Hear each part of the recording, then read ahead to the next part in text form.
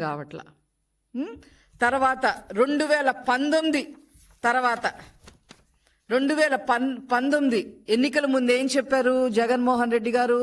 23,000 పోస్టులు భర్తీ చేయాలి, నేను తప్పకుండా చేస్తాను, నన్ను గెలిపించండి అని చెప్పారు జగన్మోహన్ రెడ్డి గారు. గెలిచిన తర్వాత అన్నారు 23,000 పోస్టులు కాదు 18,000 పోస్టులే, మీరు 18,000 పోస్టులు నేను భర్తీ చేస్తాలే అని చెప్పి అసెంబ్లీలో చెప్పడం జరిగింది.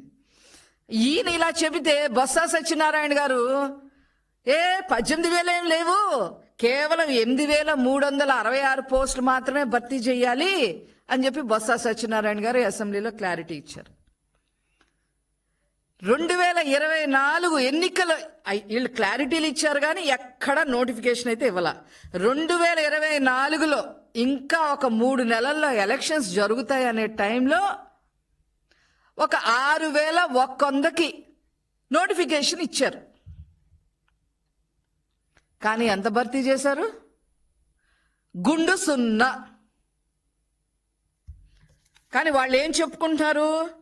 2024 డిఎస్సికి 6,100 ఇచ్చామని చెప్పి చెప్పుకుంటా ఉన్నారు.